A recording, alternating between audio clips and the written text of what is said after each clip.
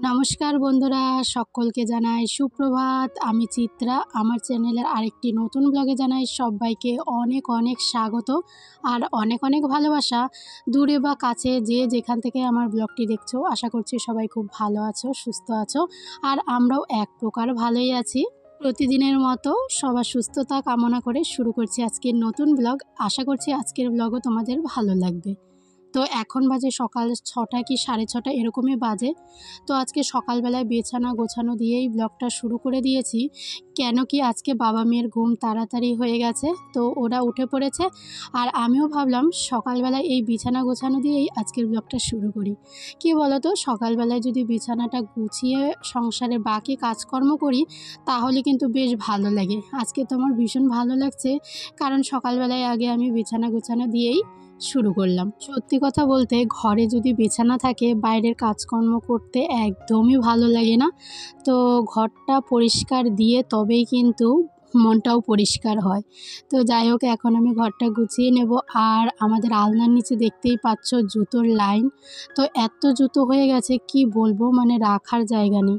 বিশ্বাস করো, প্যাকেটে যে দেখছো সেগুলোতে তো জুতো আছেই, তাছাড়াও কিন্তু আলনার নিচ দিয়ে লাইন করে জুতো রাখা আছে। আর আমাদের ঘরটা খুবই ছোট, জুতোর জন্য যে একটা র্যাক বসাবো সেই জায়গাটুকুও ঘরে নেই। প্রচণ্ড ছোট, চারিদিকে জিনিসপত্র রেখে আরও ঘরটা যেন ছোটই হয়ে গেছে। তো যাই হোক, কিছু করার নেই, মানে জায়গা নেই, তো সেই জন্য ইচ্ছে হলেও কিছু ঘরে শখের জিনিস নিতে পারি না।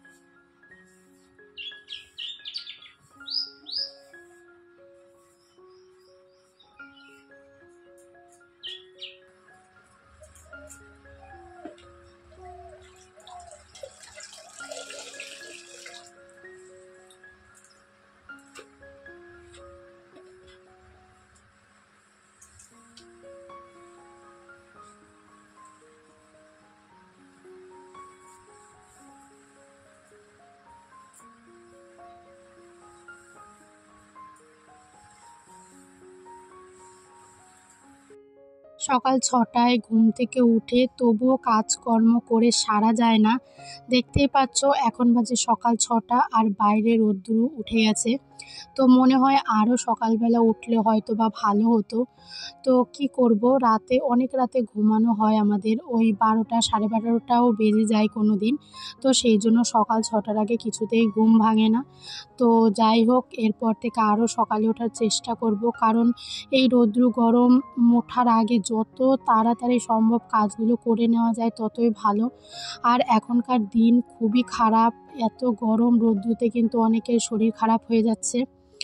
তো সেই জন্য সকাল সকালই ঘুম থেকে উঠে কাজকর্ম করার চেষ্টা করব।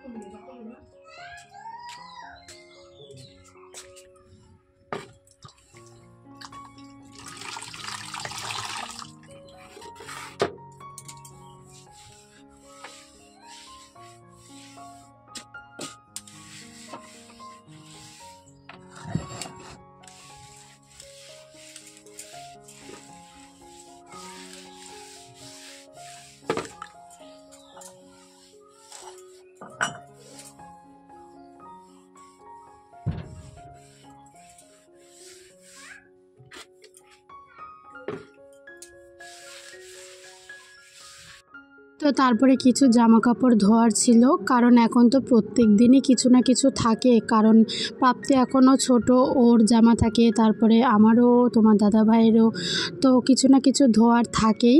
তো আজকেও ছিল, তো সেই জামা কাপড়গুলো ধুয়ে তারপরে একবার আমি স্নানও করে নিয়েছি। আর স্নান দান করে পুজো দিয়ে তারপরে একদম ঘরে ঢুকে যাব। বাইরে তো দেখতেই পাচ্ছ কী পরিমাণে রৌদ্র।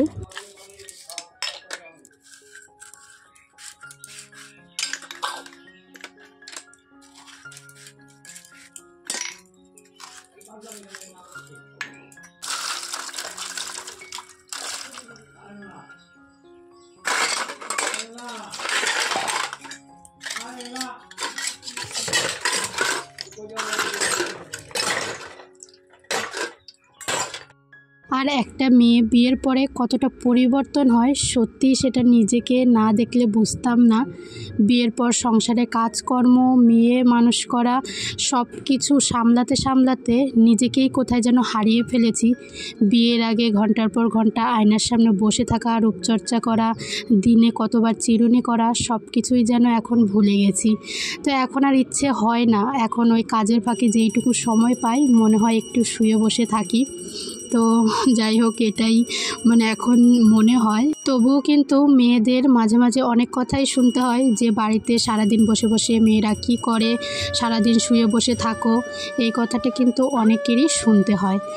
তারা তো আর বোঝে না যে একটা মেয়ে সারাদিন সংসারের কত কাজকর্ম করে।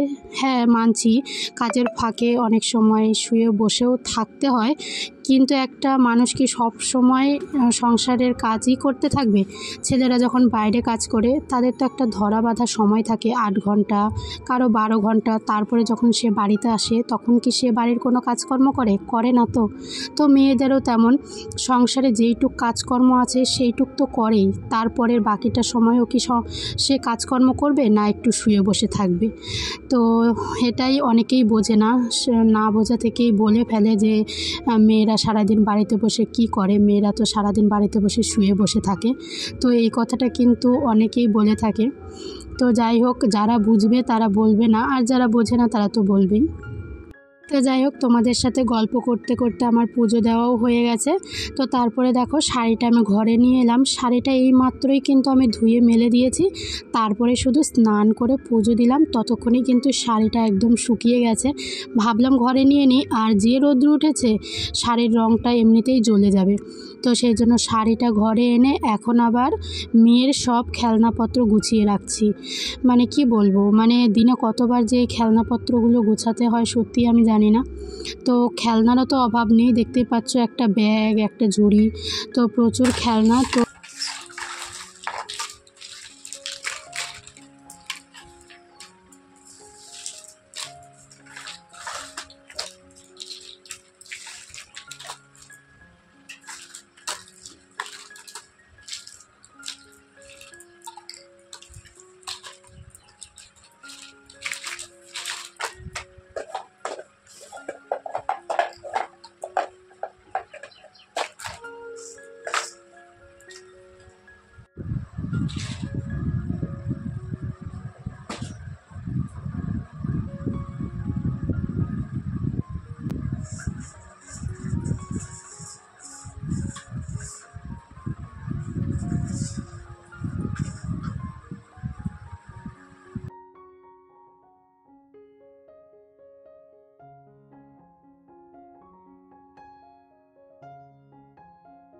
তো চলো বন্ধুরা, আজকের মতো ব্লগটি এই পর্যন্তই। আর আজকের ব্লগটা তোমাদের কেমন লাগলো অবশ্যই কমেন্টে জানিও। আর যদি ভালো লেগে থাকে তাহলে অবশ্যই একটা লাইক কমেন্ট শেয়ার করে দিও।